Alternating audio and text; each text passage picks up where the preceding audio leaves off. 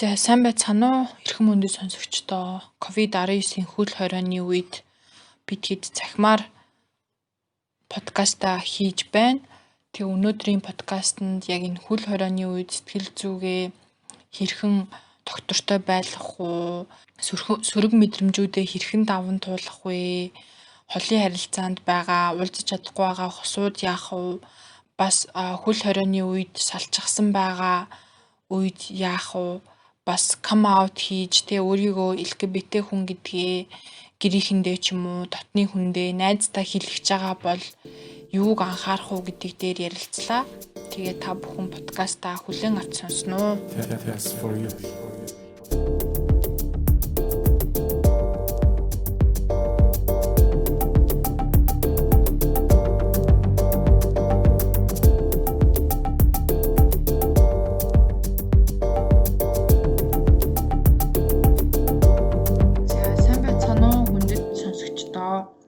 Энэ удаагийн дугаарт ковидын үеэр одоо энэ хөл хорионы үеэр гарч байгаа одоо сөрөг мэдрэмжүүд болон одоо хэрхэн даван туулах вэ гэсэн талаар сэтгэл зүйчтэй ярих байгаа.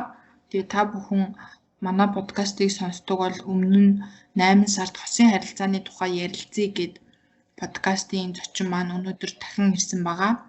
Тэгээ сайн байна уу? Цаг гаргаж өнөөдрийн подкастт орж байгаад баярлалаа. За сайн уу сонсогчдоо баярлалаа намайг асуулж оролцуулж агаад. Өнөөдөр сая Кенаг хэлсэнчлэн ковидын үеэр стрессээ, төвшүүрээ яаж бууруулах юм? Ер нь яагаад бид нарт энэ таламжгүй мэдрэмжүүд үүсээд байгаа юм бэ гэдэг дээр бүгдээрээ ярилцсан. Мэдрэмжээ бүгдээрээ ямар нэгэн байдлаар эерэг, сөрөг гэж одоо оноо өгөхгүй. Яагаад гэвэл хүн болгоно л таатай болон таламжгүй мэдрэмжүүд надад ч байгаа. Энд сонсож байгаа бүх хүмүүс ямар нэгэн байдлаар таатай таламжгүй мэдрэмжүүд өдрийн турш холилдон байдаг учраас энэ мэдрэмжүүд нь сайн мэдрэмжий, энэ мэдрэмжүүд нь муу мэдрэмжий гэж ангилах ерөөсөө шаардлагагүй. Бүгдээрээ л бид нарын зүрхэнд мэдрэгддэг, бид нарын үйлдэлд нөлөөлдөг юм болохоор тэгэхээр төмөрөө таатай тааламжгүй буюу чамд мэдрэгдэж байгаа тэр одоо мэдрэмжээр нь ангилнаа л гэсэн үг шүү. Тэгээд ковидын үед буюу ялангуяа зөвхөн ковид ч биш бүхий л цар тахлын гинтийн нөхцөл байдлын үеүүдэд хүний сэтгэл зүйд айдас, түгшүүр, стресс өөр ямар нэгэн хүн болгоны онцлогоос шалтгаалаад таламжгүй мэдрэмжүүд мэдрэгдэх нь мэдээж хэвийн зүйл. Яагаад гэвэл бид магадгүй одоо та хөл хорой загалсан санаж байгаа бол гинт өглөө босоод ирэхэд хөл хорой тогтоосон байсан, ковид гарлаа гэж бүх юм хаацсан байсан тий. Бид нарын тэр өдрийн хийх гэсэн, төлөвлөж исэн уулзалтууд, ажлууд, сургуулиуд гэх бүх юм төлөвлөгөө тэр өдрийнх бол ингээл таслагдсан ямар ч боломжгүй болсон ихэнх нь. Энэ шиг яг бид нарын цаашдаа төлөвлөж исэн үйл ажиллагаанууд болно доо гэж хүлээж исэн зүйлүүд бид нарын хяналтаас гадуур тодорхойгүй байдалд орчиж байгаа. Хизээ ажил орох юм, хизээ ажил бие дээрээ орох юм. Магадгүй ажиллаж байгаа хүмүүст бол хизээ энэ эрчимтэй байнгын ингэж ажиллагаатай байгаа байдал нь хизээ хэвэн болох юм. Сургуулиас хизээ орох юм. Найзуудтайгаа хизээ уулзаж болох юм. Хизээ би дуртай дэлгүүрлүүгээ яваад шопинг хийж болох юм. Гэх мэтчлэн бүх зүйл бид нарт ямар ч тодорхойгүй байдалд байна. Энэ нь зөвхөн Монгол улсын хэмжээнд ч биш. Дэлхийд даяар цаашдаа улс төрийн байдал яах юм, эдийн засгийн байдал яах юм гэх тодорхойгүй байдал байна. Тодорхойгүй байдлаас өөрөө энэ таагүй мэдрэмжүүд, таламжгүй мэдрэмжүүд нь биднэрт үүсэх нь илүү их байдаг. Тодорхойгүй байдлаас түгшүүр үүсдэг, юу болохыг мэдэхгүй түгшүүр үүсдэг. Тодорхойгүй байдлаас айдаг, тэгээд стресстэй эхэлдэг. Гэт энэ таламжгүй мэдрэмжүүд хүн болгонд тодорхой хэмжээгээр үүсэж байгаа. Надад ч гэсэн, Кенад ч гэсэн энэ сонсож байгаа сонсогчд бүгдэнд нь их бага хэмжээгээр энэ тааламжгүй мэдрэмжүүд харилцаа адилгүйгээр ялгаатайгаар төрж байгаа. Тэгэхээр хэрвээ танд одоо үнэхтэй, ганцаардалтай, уйтгартай, айдастай, төгшөөртэй, санаа зовлонтой байвал энэ чинь хэвийн тул гэж бид нар харах нь. Бид нар хүн л болсон хойно энэ мэдрэмжүүдийг ялангуяа энэ тодорхойгүй байдлын үед, цар тахлын үед мэдрэх нь өөрөө хэвийн зүйл юм шүү. Та ганцаараа биш. Бид нар бүгдээрээ мэдэрч байгаа ахна. Ялангуяа сэтгэл хөдлөлөө хэвийн үеүүдэд хэрхэн эрүүлгээр тогтвордог байсан, тааламжгүй сэтгэл хөдлөлүүдэд хэрхэн илэрхийлдэг байсан, хэрхэн даван тулдаг байсан гэдгээс нь шалтгаалаад одоогийн нөхцөл байдалд түвшүүрийн хэмжээ нь ямар байна, тэрийгээд хэрхэн даван туулахын гэдг нь бас харилцаа адилгүй болчихж байна. Өмнөх хэвийн нөхцөл байдлуудад та таламжгүй мэдрэмжүүдэд даван туулахад бүр хэцүү нэлээд танд чармаалж шаарддаг байсан бол одоогийн нөхцөл байдалд танд бүр хүндээр тусчиж магадгүй. Эсвэл та өндөр настай бол хүүхэд бол эсвэл эмнэлгийн ажилтнтай бол өөрөө эмнэлгийн ажил хийдэг бол онцгой байдалд ажилтдаг болч гэдэг юм уу те, эсвэл хүнсний дэлгүүр ажилуулдаг болч гэдэг юм уу, ийм эрсдэлтэй нөхцөл байдал руу улам ойрхон байх тусам бид нарын энэ тааламжгүй мэдрэмжүүд нь илүү их мэдрэгдэнэ л гэж ойлгож болно. Тэгэхээр энэ бүгд л хэвийн гэдгийг бид нар хамгийн түрүүнд ойлгох ёстой. Та ганцаараа биш, бид нар бүгдээрээ л мэдэрч байгаа. Гэхдээ энэ үрдийн биш, тодорхой хугацаанд хизээ дуусахыг бид нар мэдэхгүй байгаа ч гэсэн дуусах нь тодорхой. Тэгэхээр хэсэг хугацааны дараа энэ зүйл ядаж ирчин багсна, хөл хорой аажуух нар суларч эхлэх нь тодорхой. Вакцин гарах нь тодорхой. Ингээд буцаад хүн ам тийм дээрээ буцаад хэвийн амьдралынхаа хөвшилд орох нь тодорхой. Хизээ гэдг нь л мэдэхгүй байгаа учраас тэгэхээр энэ тааламжгүй мэдрэмжүүд нь үрдийн таны амьдрал цаашдаа тэр чигээр юм болчихгүй байх нь гэдгийг санах ёстой. Тэгээд яаж даван тулах вэ гэдэг дээр анхаарлаа хандуулж чадвал бид нар хамтдаа бүгдээрээ энэ тааламжгүй мэдрэмжүүдэд ядаж жоохон дамжих боломжтой байх нь.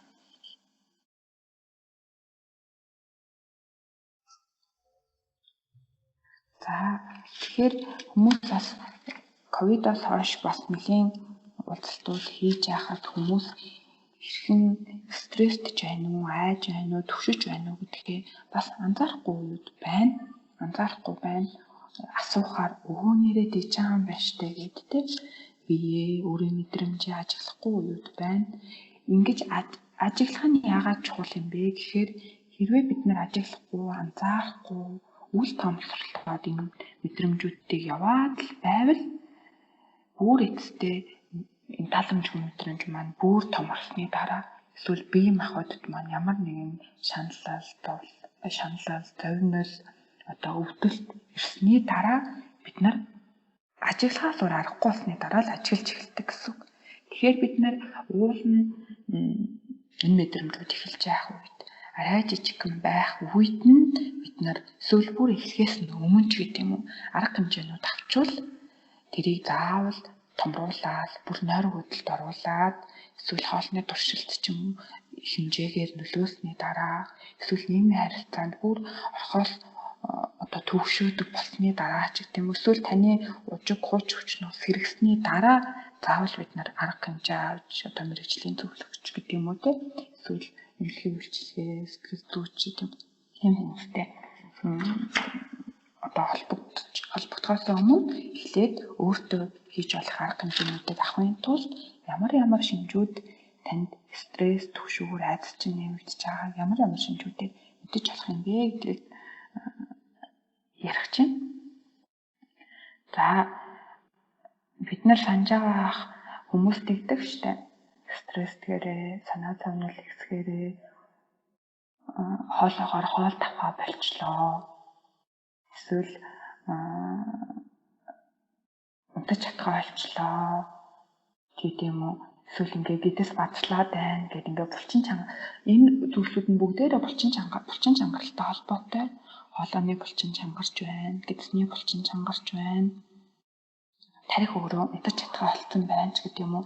Тэгэхээр бидний сэтгэл санааны байдал биеийн махбодод ялангуяа хамгийн эхлээд булчинд маань нөлөөлөд байдаг бол бид нар энийг булчингаа эргүүлээд сэтгэл санаа булчингаа чангалж сулалж өөрөө удирдснаар сэтгэл санааныхаа тэр тааламжгүй байгаа мэдрэмжүүдийг арай багасгаж таатай болох боломжтой гэсэн үг. За та булчингуудаа ажиглаад үзээрэй. Тухсгийн булчин чинь чангарсан байна уу? Суларсан байна уу? Ямар нэгэн байдлаар хүчээр өөрөө чангалаагүй байсан ч гэсэн стресс толгоор, төвшүүр мэдрэхээр өөрөө ирэхгүй чангалсан байдаг. Хэрвээ тийм байгаа бол та одоо хоёр хуруугаараа ингээд дух хөмсөг орчмоо нэг илээд судлаад өгөөрэй. За нурууныхан булчингаас ажиглаараа хүшсэн байна уу? Яасан байна? Өөрөө ирэхгүй та бүгд хийсэн байна уу? Тэгвэл нуруугаа нэг тэнээлгээд Wonder Woman гэдэг шүү дээ. Нэг баатрууд хоёр гараа ташаандаа аваад эрэмгийн зоригтойгоор ингээд зогсдог. Тэгвэл та энэ позыг өөр дээрээ аваад нэг 3 секунд, 5 секунд зогсоод үзтээ нуруугаа тэнээлгээд хоёр мөрөө твхийг тэнээлгээд хоёр гараа таацсан дээрээ аваад илүүс хэсэг дээрээ аваад ингээд нэг уршаа тэмүүлж байгаа мэт зогсоод үзтээ. Энэ зогсолтыг хийхэд аажмаар хүнд одоо таатай мэдрэмжүүд төрүүлдэг гормонууд бага багаар нэмэгддэг. Тэгвэл өдрийн зарим үеүүдэд бас энэ зогсолтыг хийж өөртөө итгэлээ тэр үүсэж байгаа тааламжгүй мэдрэмжүүдээ багасгаж болох нь. За гэдэс хэвлийгээ бас ажиглаад үзээрэй. Бага зэрэг чангарсан гэдэг нэг бөөнөрсөн мэт байж магадгүй. Тэгвэл хоёр гараараа зөөлөн дэшээ харж хөвтөж жаагаад илээд чангарсан хэсгүүдтэй массаж хийгээд нэг үсттэй. Ихэнх хүмүүсийн хувьд бас ингээ хоёр шүтээ хооронд ингээ тас авчирсан байдаг. Компьютер дээр юм хийж явахдаа, ном уншиж явахдаа ч гэдэм үү юм хийж явахдаа өөрөө ирэхгүй ингээ хоёр тавьчаад дууцсан байдаг. Тэгвэл энэ нас таны булчин чангараад стресстэй түгшээд тааламжгүй мэдрэмжүүд таны биед үүсэж байгаагийн тохионоо тайхна. За хүзүү хөвчлэн бас чангарсан байдаг, хуян хөөрнө гэж ярьдаг, хүзүү хөшнө гэж ярьдаг. Энэ мэтчлэнгээр дээшээ харж хөвтөж агаад биеийн хэсэг бүрийн булчингуудыг ажиглаад үзээрэй. Миний булчин чанга байна уу, сул байна уу? Чангарсан байгаа бол тэрийг нь суллах гэж оролдож үзэх юм тийм ээ. Өөртөө массаж хийж үзэж болох нь. Тэр чангарсан булчингуудаар товших байдлаар суллаж болох нь гэх мэтчлэн та өөрийнхөө биеийг ингээд нэг скан хийгээд үзтээ. За бас нойр хоолны чинь дэглэм өөрчлөлт ороод байвал нойр өрөхгүй, хоолны туршил буураад байвал нэг зүйлд төвлөрөхөд ямар нэгэн зүйл төвлөрч ямар нэгэн зүйлийг хийхэд бэрхшээлтэй санагдаад байвал өмнөх хууч өвчнж гэдэг юм уу нөхцөлүүд чинь сэтрээд байгаа бол таймыг согтууруулах ундаа гэх мэтчлэн тоталтай юм шинжүүд танд ажиглагдаад байгаа бол ялангуяа хүүхдүүдэд жишээс чи ойр орхон хүрээд байгаа бол хүүхдүүд байнга л идэвхтэй идэг штеп. Энэ идэвхэн сулраад байгаа болоос төгшүүр, айдас үүсээд байгаа илтгэж байгаа биеийн тохионоо тахнэ. За яагаад энэ тодорхойгүй байдлаас болоод бид нарт одоо энэ юмнууд үүсээд байгаа юм бэ гэхээр тодорхойгүй байдлуудаа ажиглавал бид нар санхүүгийн хувьд тодорхойгүй байна. Хизээ одоо ингээ онлайнаар ажиллаж байгаад магадгүй цалин өрөхгүй мөх юм уу ч гэдэг юм уу те зарим хүмүүсийн бар, ресторан, үйлчилгээний төвүүд гэл ихэнх бизнесүүд зогссон байна шүү дээ тий. Тэгэхээр санхүүгийн байдлаас болоод хүмүүстээс стресс үүсэж байгаа ахын эрүүл мэндийн байдлаас болоод бас стресс үүсэж болно. Би ковид тусчих болов уу ч гэдэг юм уу тий. Эсвэл өөр эрүүл мэндийн шалтгаанууд, ажил, сургууль гэх мэтчлэн энэ олон шалтгаануудаас болоод энэ бүх тодорхойгүй байдлаас болоод бид нар саяны стресс түвшүүрүүд үүсээд стресс түвшүүрүүд маань бие дээр чинь хэрвээ та сэтгэл санаагаа ажиглаж чадахгүй байгаа бол бие дээр чинь аль хэдийн ийм тохионууд ирсэн байж болох юм аа гэдэг өөрийгөө ажиглаад үзээрэй гэж байгаа юм шүү.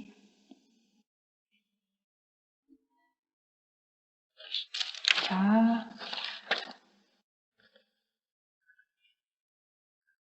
За бид нар тэгвэл энэ сая биеийг ажиглаад сэтгэл санаагаа ажиглаад утсан чинь тэгэхээр таны сэтгэл санаанд таламжгүй мэдрэмжүүд, стрессүүд, төвшөөрүүд үүсэж байгаа бол юу хийж яаж болох вэ?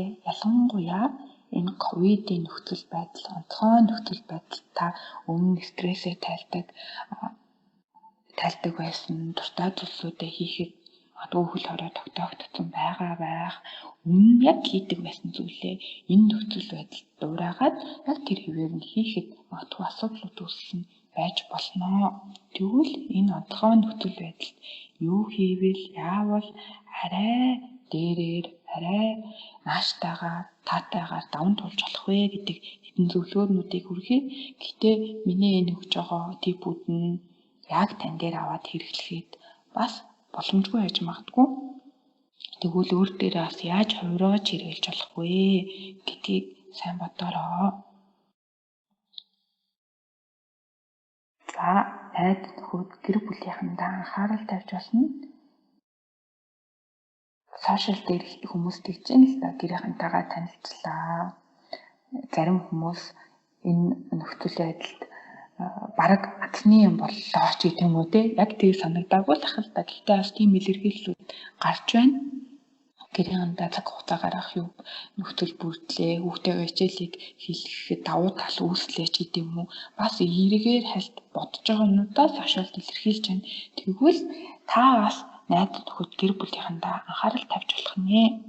Тэд нартайгаа цагийг өнгөрөөж болох нь, ярилцаж болох нь, үсээд байгаа энэ таны зүрхэнд ямар мэдрэмжүүд үүсэж байна. Таатай ч гэж болно, таламжгүй ч гэж болно.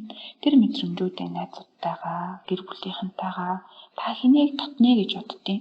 Тэр хүмүүстэйгээ хуваалцаж болох нэ. Гэхдээ найз нөхдийгөө гэр бүлийнхэндээ анхаарал тавьж байна гэд ялангуяа тоолоо хөлттэй эмэгтэйчүүд, эрэгтэйчүүд ч гэдэг юм уу те. Энэ хүмүүс маань энэ үеүүдэд өөртөө анхаарал тавихнаас багасаад ах шиг байна. Тэгвэл өөртөө бас та яаж анхаарал тавьж юу хийж болох вэ гэдэг нь өөрийгөө болон дотны хүмүүсээ анхаарлаа тэнцвэртэй байдалд хадгалахыг бодорой. За тэгээ биеэр уулзах боломжгүй найз нөхөд, ажлын хамт олон, сургуулийн хамт олон ч гэдэг юм уу тийм ээ. Энэ хайртай дотны хүмүүс маань таны гэр бүлд байгаагүй бол тэр хүмүүстэйгээ видео чат хийх, дуудлага хийх, гэх мэтээр өөрийгөө нийгмээс тусгаарлагдаад байна гэсэн тусгаарлагдсан мэдрэмжээ бууруулах боломжтой маа. Бусад хүмүүстэй ярилцахыг яагаад зөвлөд байгаа юм бэ гэхээр бусад хүмүүстэй ярилцах тусам энэ мэдрэмж чинь бүхэл хүмүүс төрж байгаа юм байна гэдгийг бид хүмүүсүүгээр ойлгож мэдэрчээдэг. Энэ байдалд бүх хүмүүс байгаа юм байна. Бүх хүмүүсийн санхүүгийн байдал ч гэдэг юм уу бүх хүмүүсийн амьдралд нь тодорхойгүй байдлууд үүсэж байгаа юм байна гэдгийг ярилцах явцдаа бид нар ухаарч ойлгож идэгөө гэсэн үг.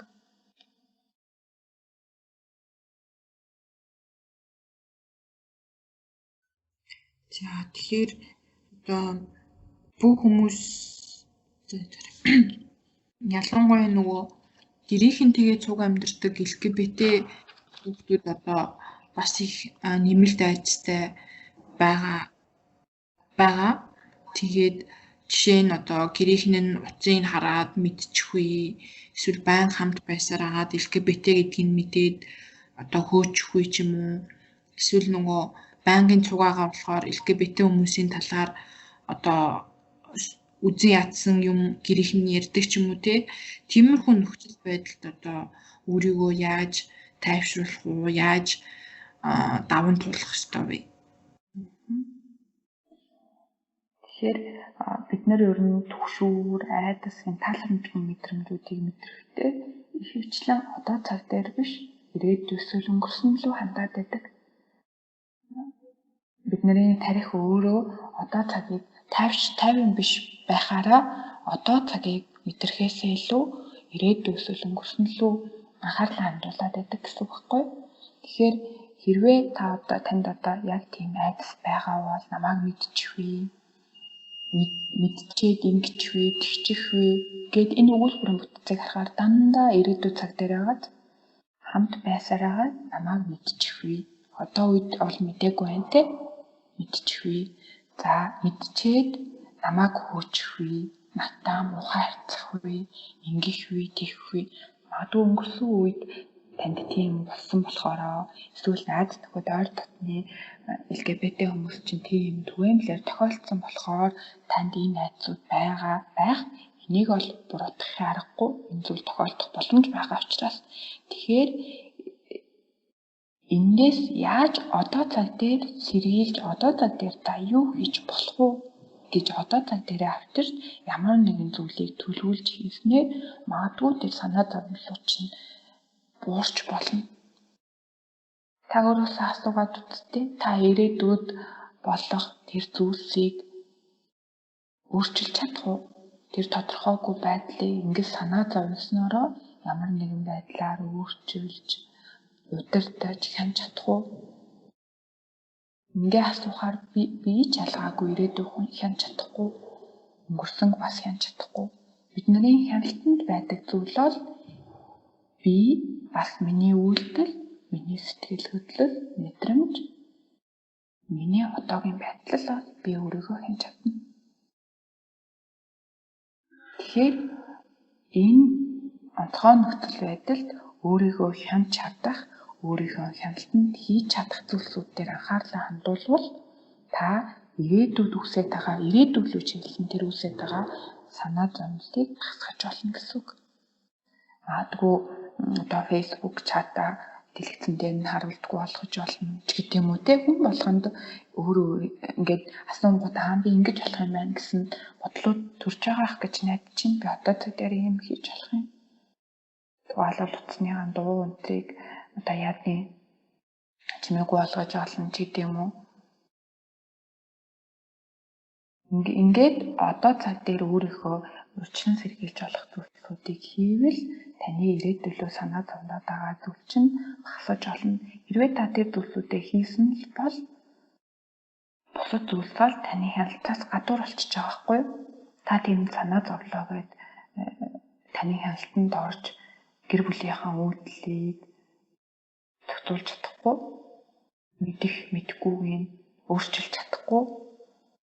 Тэгэхээр та юг хийж яаж болохоор байна гэдэг дээрээ л анхаарлаа төвлөрүүлэхийг хичээгээрэй гэж байгаа. Юу гэж бодож байна гэнэ чи? Ингэх боломжтой болов? Ойлгож байна уу миний яриа? Ойлгож байна. Ер нь бол одоогоор бол хамгийн эхлээд аюулгүй байдлаар сайн бодох хэрэгтэй. Мэдээж хөл хорой сунгагдах үгүнч тодорхойгүй хэдий хүртэл юм байх нь ойлгомжгүй. Тэгээд гадаа бас хүйтэн байгаа гэд нөгөө эрсдлүүдээ бодоод санаа зовхгүйгээр ерөнхийдөө боддоор бодоод аюулгүй байдлаа нэг тавиарай л гэж хүсмээр байгаа. Тэгэхээр юу гэдгийг гэрээхэн чинь мэдээж айгүй үзэн ятсан тэгээ нийгэмд байдаг ойлголтуудыг яриад эхлүүл тэрийг огт тоохгүй байх, үр дээрээ тусгаж авахгүй байх ч юм уу. Тэгээд юу гэдгийг тэрнийг зүгээр өнгөрөөгөөд явсан дээрэж магадгүй гэж бодож байна. Ялангуяа come out хиймээр байгаа өөрийгөө хэлье гэж бодож байгаа хүмүүст бол маш сайн бодолцож үзээрэй. Гэрээхэн чинь хамгийн муудаа ямар үйлдэл хийх боломжтой вэ? Хүлээн зөвшөөрөхгүй бол одоо чамаг одоо гэрээс чинь хөөх ч юм уу эсвэл ямар нэгэн байдлаар хүчрхийл үйлдэх болов уу юу гэдгийг сайн бодоод тэгээд шийдвэрээ гаргаасаа гэж хүсэж байна. Яг зөв. Би санал нэгж байна. Ялангуяа сая подкаст хэлээд хэлсэн шүү дээ. Хүн болгоно тодорхойгүй байдлаас үсээд таламжгүй мэдрэмжүүд одоо мэдрэгдэж байгаа. Танай гэр бүлийнхэнд ч бас энэ зүйлсүүд мэдрэгдэж байгаа. Тэгэхээр сэтгэл санааны хувьд ийм тогтворгүй байдалтад нь та бас гинтийн одоо мэдээ дуулах, гинтийн мэдээ тэр нь таныг гадарлаж байгаа ч гэж болно л доо. Гэтэл тэр хүмүүсээ тодорхой хэмжээр гинтийн мэдээ байгаа. Энэ зүйлсүүдийг дуулгах нь бас нөгөө хүмүүс ч өөрийгөө хянахгүйгээр ухамсартай бишээр үл гаргахад илүү одоо боломжтой вэ гэсэн аахгүй. Яг гэвэл сэтгэл санааны байдал нь угаасаа тогтворгүй байгаа. Тогтворгүй байгаа дээр нь гинтийн мэдээ дуулгах нь бас төгстэй үе эсхийг Кенагийн хэлдгээр сайн бодороо чагаа. За. Өөр тэгээд би бас даван туулахдаа дахиад хэд хэдэн зүйлсүүдийг нэмж хэлэх гэсэн. Даван туулах. За найдвартай их сурвалжаас мэдээлэл авах гэдэг нь маш чухал байгаа. Одоо энэ үед зарим сайн сэтгүүлчдийн хүмүүс найдвартай их сурвалж гэж андуураад байна. Найдвартай их сурвалжаас тогтмол өдөрт ганц юм уу 2 удаа л мэдээлэл ав. Бити баян ковидын үеэр мэдээллүүдийг ухаж түнхээл баян тэр өвчлөлийг яаж нэмэгдэж чинь гэдэгт анхаарлаа бити хандуулаа гэж байна. Энэ сөрөг мэдээлэл болгоно танд таламжгүй мэдрэмжүүд та удирдах гэж жүжигтэй хатаа хичээж байгаа энэ таламжгүй мэдрэмжүүдийг бүрэл нэмэгдүүлнэ гэсэн. Тэгэхээр найдвартай их сурвалжаас тогтмол цагт өдөрт 1-2 удаа л мэдээлэл авахыг зөвлөж байна. За тэгээ өөрийн хэн чадах зүйлдээ л анхаарлаа хандуул. Өнөөдөр таны санаа зовлоо гэж таны хяналтанд биш байгаа зүйлд аль болох санаа зовхгүй байхыг аль болох одоо цаг дээр төвлөрөхийг хичээгээрэй. Одоо цаг дээр төвлөрөхийн тулд гүнзгий амьсгал авч олно. Дээшээ харж хөвчж хагаад хөлгийн хуруунаас эхлээд нэгээр нь одоо толгой үзүүр хүртлээ нэгээр нь булчингаа чангалаад сулж болно. Өрөөнд байгаа ногоон зүйлсүүдийг тоолъё ч гэдэг юм уу те цонхоор нисэж байгаа болжмруудыг 10 хүртэл нь тоолъё ч гэдэг юм уу гих мэтчлэнгээр та одоо цаг дээр анхаарлаа төвлөрүүлэх боломжтой дасгалуудыг бас интернетээс хайж үзээрэй гэж байна. За тэгээ өмнөх хэвийн үеүүдэд бид нар юу хийдэг байсан бэ? Хэдэн цагт босдог байсан, хэдэн цагт унтдаг байсан, өдөрт хэдэн удаа хооллолдог байсан гэдгээ аль болох чадах чимээгээрээ бус нөгөө хэвийн үетэйгээ ижлэр авч явахыг хичээгээрэй гэж байгаа. За таны ажил онлайнаар болчлоо гэж шөнийн 2-3 хүртэл ажиллаад байхгүйгээр аль болох ажлын цагууд дээрээ ажиллаад бусад үеүүдэд нь өмнө хийдэг байсан юмнуудаа аль болох хийхийг хичээх. Эсвэл өмнө нь одоо та фитнес заалд очиж фитнес хийдэг байсан бол гэртээ дасгал хийх ч гэдэг юм уу те тэр цаг дээрээ аль болох яаж одоо цаг дээр авчирч болох вэ? Тэр өмнөх өдрийн хөвшлээ гэдгийг бодож үзээрэй. За тэгээд таны бодол бол ерөөсөө бодит байдал биш, факт биш. Харин энэ таны бодлууд нь зүгээр л мэдрэмжүүд бодлоос үүсэж байгаа мэдрэмжүүд танд мэдчихэж байгаамаа гэдгийг ойлгохороо жишээлбэл манай гэрийнхэн мэдчих болов гэж энэ бодоод байгаа зүйл нь бодит байдал ерөөсөө биш. Бодит байдал дээр бол тийм зүйл огт болоогүй. Энэ зүгээр л таны бодол. Тэгээд энэ бодол нь танд таламжгүй мэдрэмжүүдийг үүсгэж байгаа байх нь. Гэх мэтчлэнгээр ингэж бодлоос хорж энэ яг факт мөн үү үгүй юу гэдэг дээр анхаарлаа хандуулаарай гэж байна.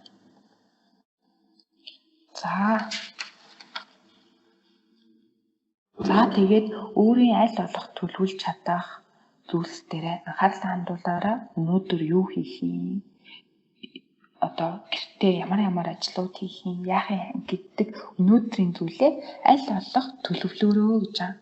Энэ нь яагаад чухал юм бэ гэхээр бид нар тодорхойгүй байдал гэдэг бол бид нар төлөвлөж чадахгүй нөхцөл байдлыг хэлдэг те.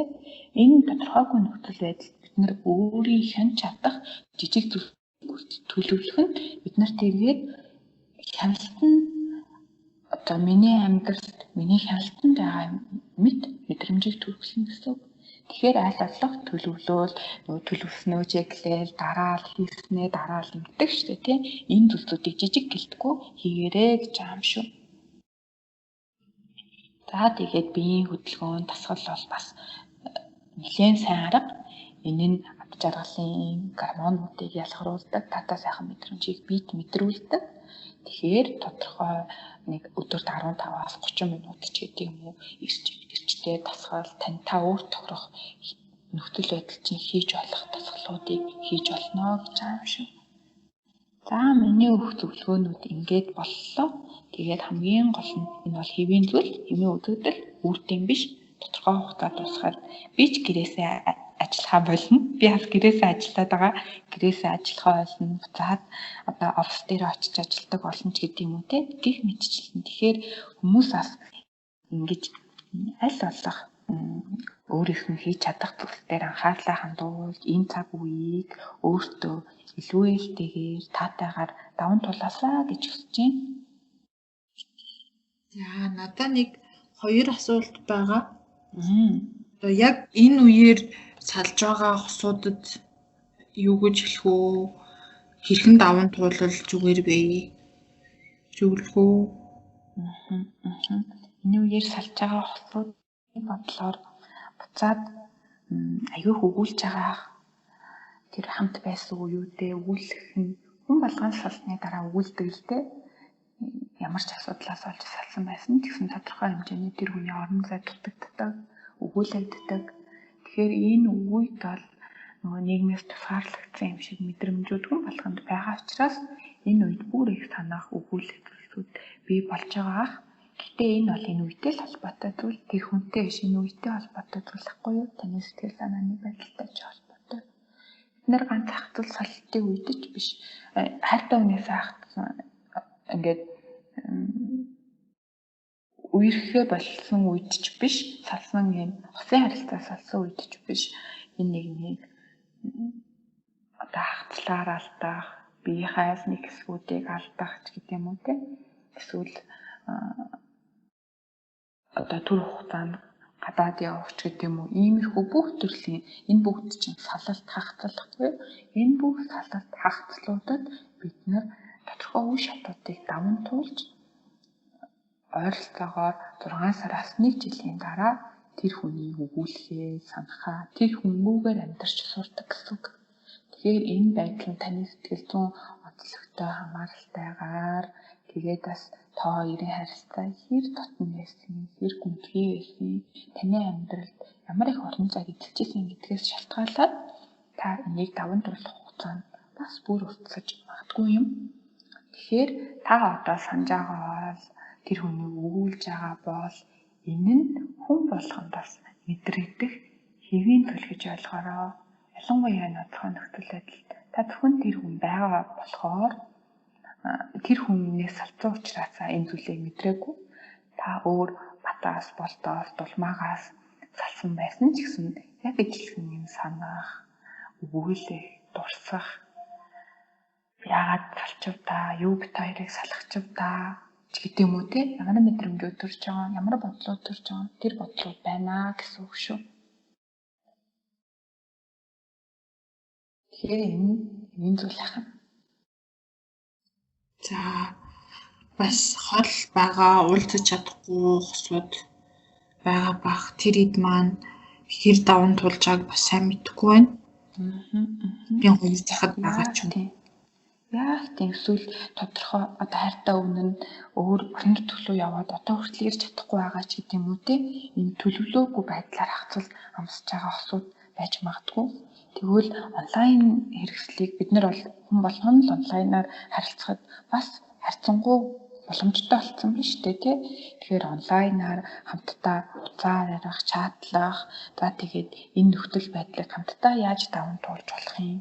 Нөгөө хөл хорионд орсон байгаа хүнд чинь ямар мэдрэмж төрж байгаа, таньдаас ямар мэдрэмжүүд төрж байгаа гих зүйлсүүдийг хамтдаа ярилцаж ямар ч байсан энэ үеүүдийг хамтдаа даван туулж байна гэсэн мэдрэмжүүдийг би эндээ төрүүлэх хэрэгтэй. Хэрвээ ингэж чадвар та хоёрын харилцаа бүр таатай байж болно. Таатай болж болно цаашдаа. За тэгээд бас хэрвээ хөл хорионд ороод ч гэдэг юм ямар нэгэн байдлаар хавцал үүдсэн байгаа бол нөгөө хүнээс чинь бас та хоёр тайлалт чинь тааламжгүй сэтгэл хөдлөлүүд мэдрэгдэж байгаа. Энийгээ би эндээ гаргаж магадгүй. Би эндээ тааламжгүйгээр илэрхийлж магадгүй. Одоо ихвчлэн бид нар уураа гаргах гэж яриад байдаг шүү дээ тий. Уураа одоо хайртай хүмүүстэй гаргадаг энтергээд өгнөд ч байдаг. Гэхдээ энэ бол зөв зүйл биш, зөв зүйл гэж хэлээгүй. Энэ бол аль болох ийм нөхцөл байдлуудад өөр төрчүү тааламжгүй мэдрэмжүүдээ бас эргээр нөгөө хайртай дотны хүмүүстэй хохиролгүйгээр ямар нэгэн байдлаар тэр хүмүүстээс өвдөлт мэдрүүлэхгүйгээр илэрхийлээрэ гэж байгаа. Энэ зүйлсүүд нь л өөрөө энэ жижигхэн энэ онцгой нөхцөл байдлуудад өдөр тутам бид нэр хайртай хүмүүсээс тааламжгүй сэтгэл хөдлөлтүүдэд яаж илэрхийлж байгаа гэдгээс шалтгаалаад бас цааш та хоёрын хамтын амьдрал урт удаан амьдрал чинь хүчирхийлэлтэй байх уу, хүчирхийлэлгүй байх уу, эрүүл харилцаа та хоёрын харилцаанд байж чадахгүй зүйлээр бас асуултууд үүсгээд явна гэсэн үг. Тэгэхээр онцгой нөхцөл байсан ч хамаагүй хайртай дотны хүмүүстэй сэтгэл хөдлөлөө илэрхийлэхдээ аль болох эргээр, таатайгаар хуваалцаж, ярилцаж илэрхийлээрэй гэж байгаа юм шүү. За маш их баярлалаа. Тэгээд маш хэрэгтэй зөвлөгөөнүүд өгч чадлаа гэж би бодож байна. Хэрвээ манай сонсогч нар асуултууд яг тодорхой ийм юмд би яах вэ гэж асуухыг хүсч байвал имэйлээр ч юм уу манай Facebook руу, Instagram руу чат бичээрэй. Бид хэд боломжоор холбогдоод асуугаад хариу өгөхийг хичээнэ. Тэгээд үнэхээр их асуултууд ирчвэл дахиад подкаст хийдэг ч юм уу тиймэрхүү байдлаар зохицуулахыг хичээх болно. За маш их баярлалаа. За баярлалаа. Тэгээд бас илүү дэлгэрэнгүй зүйл дахиад бас өөр сэтгэл зүйчдийн хэлсэн энэ ковидын үеэр яах юм гэдгийг сонсомоор байгаа бол ногоон бөмбөлөг грин баллон гэдэг сэтгэл зүйн төвийн Түрхээ сонс подкастыг бас сонсож болно. Энэ дээр манай хамт ажилладаг сэтгэл зүйчд ковид-19 үед яаж төвшүүрээ тогтоолохын, дээрээс нь ковид-19 үед гэр бүлийн хүчирхийлэл болон бусад төрлийн хүчирхийллүүд маш их нэмэгдэж байгаа. Тэгэхээр энэ үеүүдэд бас хүчирхийллийн даван туулагчид юу хийж болох юм бэ гэдэг дээр бас зөвлөгөөнүүдийг өгсөн байгаа.